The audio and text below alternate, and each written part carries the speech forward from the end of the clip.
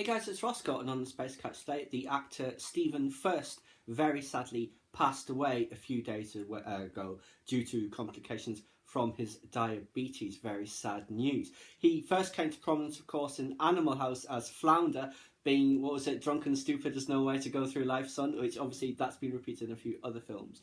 And he also did a very successful stint on the medical drama St Elsewhere in the 1980s. I vaguely remember him from those, though they were kind of just before my time. But what I know him most for, of course, is as Vir Cotto in Babylon 5, the ambassadorial aide to Londo Malari. And it was an absolutely amazing role. All of the roles in that show were great, of course. But it was those minor characters like him who really developed, and grew through the entire 5 seasons of that show. He started off in many ways very similar to Flounder. Basically an oaf, an embarrassment. His family just wanted to get rid of him. So they packed him off to Babylon 5 to be with that other embarrassment, Londo Malari. But yes, he does grow in his confidence over the course of the show, and he's the one, of course, who sees straight through Mr. Morden and doesn't trust him at all once Londo starts becoming allied with him, of course. And there's that great line, of course, so many of them in that show, where Morden asks him, "What do you want, Vir?" And what is it? How does Vir put it again? He says, "I want to live just long enough to be there when they cut off your head and stick it on a pike as a warning to the next 10 generations that some favours come with too high a price. I want them to look up into your lifeless eyes and wave like this."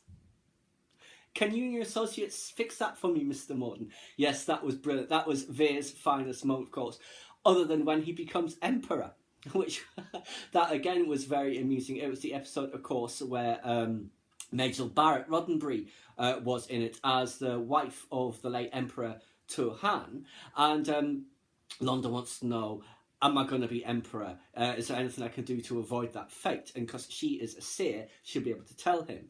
And of course she does find out that he is going to be Emperor. Nothing can stop that.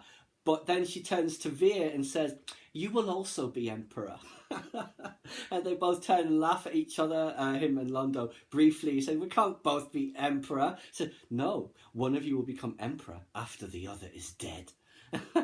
And so, yes, it was very tense in the rest of the episodes between between the two of them, where they're back in Londo's apartment after she's left, and Vir says, "I made some dinner."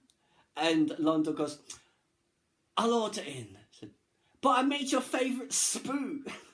Said, "Don't you have a flight to catch back to Homeworld?" "Oh no, that's tomorrow." Yes, great interplay between them.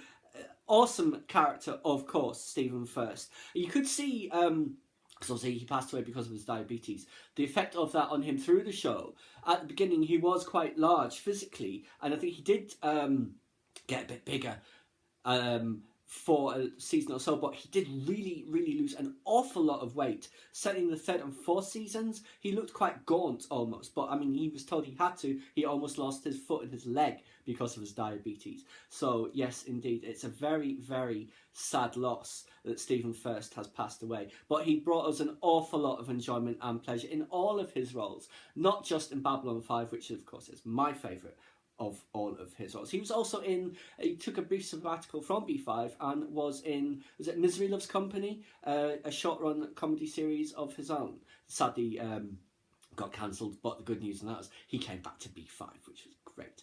So yes, sad loss, another one of them gone beyond the rim now. There's been so many of them, hasn't there? I think it's soon going to be not that many of them left, unfortunately. But yes, very sadly missed. Stephen Furst, you were absolutely awesome. Please subscribe to my channel if you enjoyed this content. Leave me a comment or suggestion for an upcoming topic you'd like to see discussed, or like the video.